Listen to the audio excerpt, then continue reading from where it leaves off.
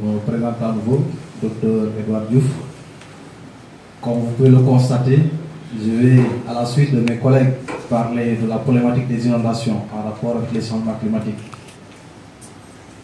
Un exercice qui sans doute pourrait être très facile pour moi parce que tout le monde est expert ici des inondations, pour l'avoir au moins vécu d'une manière ou d'une autre.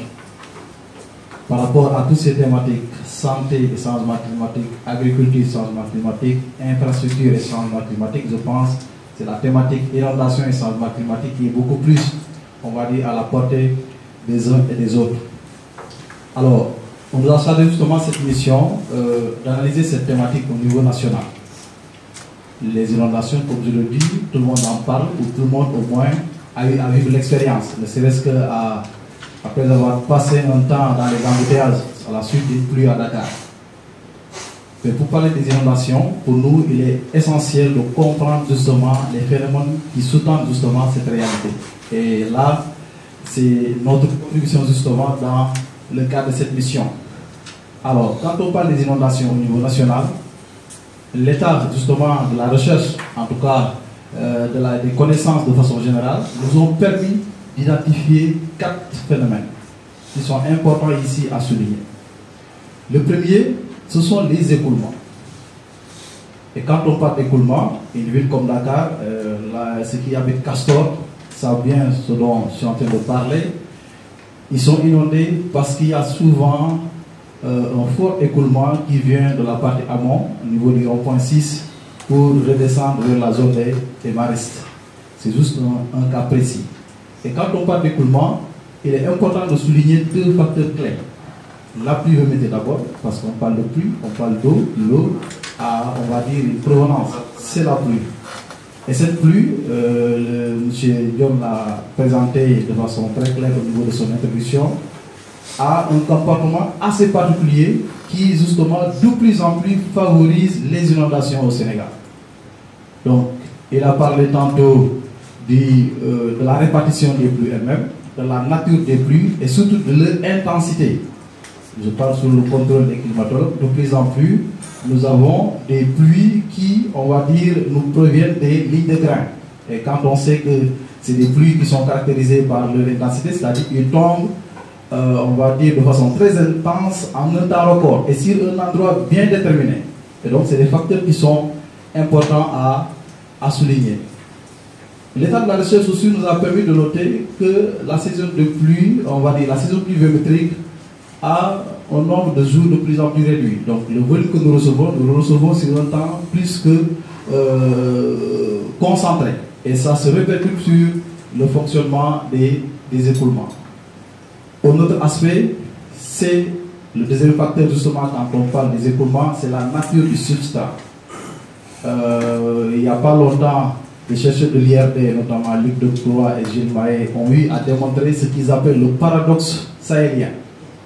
Il pleut moins de pluie, plus d'écoulement.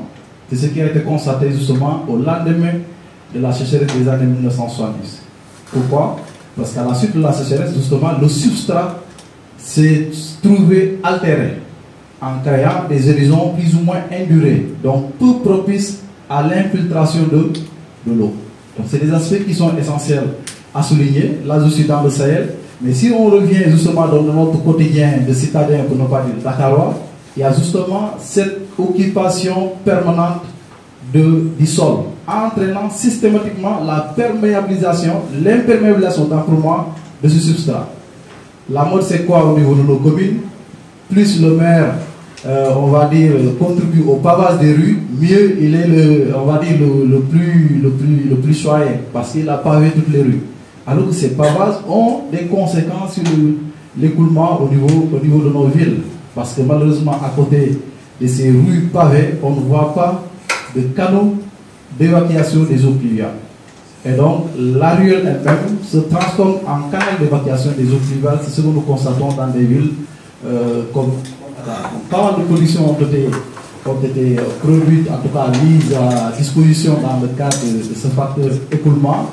Et un autre point peut-être à souligner toujours par rapport à ce paradoxe sahélien, avant les quantités d'eau qui émanent des petits bassins versants situés au niveau du bas Sénégal n'étaient pas considérées. Mais ces dernières années, en parlant d'infrastructure, on s'est rendu compte que la RN2 a été coupée en deux justement à cause de ces flux d'eau. Donc une façon d'illustrer cette réalité en rapport avec les écoulements. Un autre phénomène, c'est la crue. La crue, pour tous Saint-Louisiens, en tout cas pour tous Sénégalais qui habitent dans la vallée du fleuve Sénégal, constate cette réalité. Donc on peut être inondé, nous le constatons au Sénégal, des phénomènes d'inondation liés tout simplement à la crue du fleuve Sénégal. Et pas que le fleuve Sénégal, au niveau aussi du fleuve Gambie, il y a une partie de la région de Tamba et de la région de Kédougou qui subit justement ces phénomènes de crue qui sont importants à souligner. Troisième phénomène, ce sont les remontées des eaux souterraines. Là aussi, une autre problématique à laquelle on ne prête pas trop attention, mais qui est réelle. Et Dakar aussi, c'est véritablement le terrain idéal pour illustrer cet aspect. Si nous prenons le cas de la banlieue de Dakar, qui, on va dire, au début peut-être du millénaire, se trouvait alimenté par le forage de Thiaroye. Donc je parle sous le contrôle de nos amis de la DGPE. Et ce compas en réalité contribuait à l'équilibre justement entre l'eau consommée et l'eau rejetée. Et aujourd'hui, le cycle de Dakar, si on doit le schématiser, nous le considérons comme étant un cycle ouvert. Ouvert pourquoi? Parce que l'essentiel des eaux consommées par les Dakarois nous viennent d'ailleurs et les eaux sont rejetées sur site. Et quand on sait, on va dire, le fonctionnement de notre système d'assainissement et surtout en banlieue où ce sont les fosses clandestines qui prédominent, donc il y a un souci. Donc c'est des milliers de mètres cubes d'eau qui sont rejetés systématiquement sur site et cela contribue à relever le niveau de la nappe. Ce qui fait que très peu d'eau suffisent pour inonder Dakar et sa banlieue. Donc c'est un aspect très important que nous constatons à Dakar, mais aussi que nous constatons au niveau de la vallée, avec l'irrigation.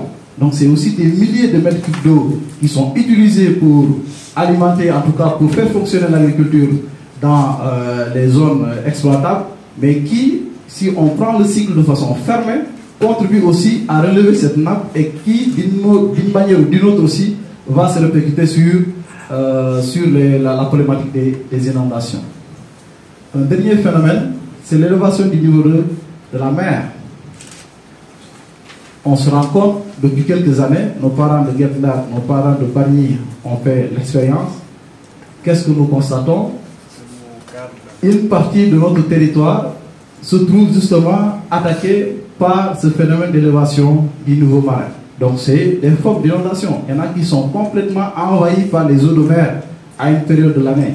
Et il est important de le souligner parce que quand on parle d'inondation au Sénégal, on ne pense plutôt géographiquement qu'à Dakar pour la plupart, et on ne pense qu'à la pluie. Alors qu'il y en a qui sont inondés en pleine saison sèche. Donc si on résume, je dis bien, ce que nous constatons au niveau de notre territoire national, le Sénégal, nous avons ces quatre phénomènes, qu'on peut les considérer comme étant les aléas principaux qui sont à la base des phénomènes d'inondation que nous pouvons rencontrer.